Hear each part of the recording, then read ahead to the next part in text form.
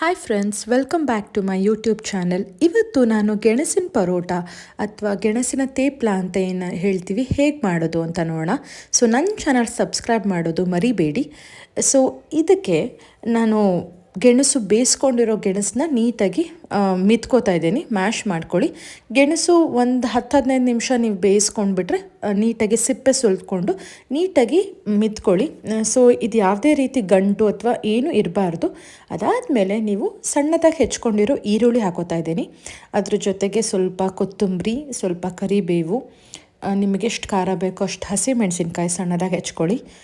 ಅರಿಶಿನ ಪುಡಿ, ಖಾರ ಪುಡಿ, ಕೋರಿಯಾಂಡರ್ ಪೌಡರ್, ಅದರ ಜೊತೆಗೆ ನಾನು ಸ್ವಲ್ಪ ಗರಂ ಮಸಾಲ ಹಾಕೋತಾ ಇದ್ದೀನಿ.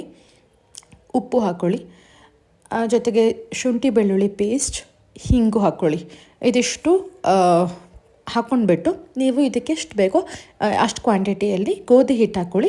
ನಾನು 3 ಗೆಣಸು ತೊಗೊಂಡಿರೋದ್ರಿಂದ 1 ಕಪ್ ಗೋಧಿ ಹಿಟ್ಟು ಹಾಕ್ಕೊಂಡಿದ್ದೀನಿ. 2 ದೊಡ್ಡ ಸ್ಪೂನಲ್ಲಿ ಹಾಕ್ಕೊಂಡಿದ್ದೀನಿ.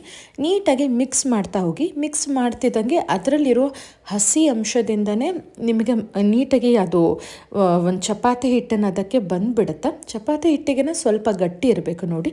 ನಿಮಗೆ ನೀರು ಬೇಕು ಅನ್ಸಿದ್ರೆ ಮಾತ್ರ ಹಾಕ್ಕೊಳ್ಳಿ. ಇಲ್ಲಾಂದ್ರೆ ನೀವು ಯಾವ ಥರ ನಾದ್ತಾ ಹೋಗ್ತಿರೋ ಆವಾಗ ಈ ಹದಕ್ಕೆ ಅದು ಬಂದುಬಿಡುತ್ತೆ.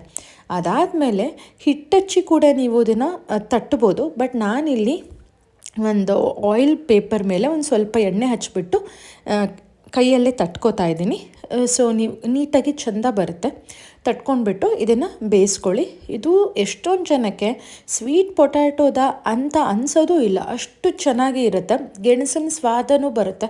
ಜೊತೆಗೆ ಇದೊಂಥರ ಎಲ್ಲ ಸ್ಪೈಸಸ್ಸು ನೀಟಾಗಿ ಹಾಕಿದ್ರೆ ತುಂಬ ಚೆನ್ನಾಗಿ ತಾಲಿಪಿಟ್ಟು ಥರನೂ ಆಗುತ್ತೆ. ಇದನ್ನು ನೀಟಾಗಿ ಬೇಯಿಸ್ಕೊಂಡ್ಬಿಟ್ಟು ಇದನ್ನು ಸರ್ವ್ ಮಾಡಿ. ಟ್ರೈ ಮಾಡಿ ನೋಡಿ ರೆಸಿಪಿ ಹೇಗೆ ಬಂತು ಅಂತ ಕಮೆಂಟ್ ಮಾಡೋದು ಮರಿಬೇಡಿ.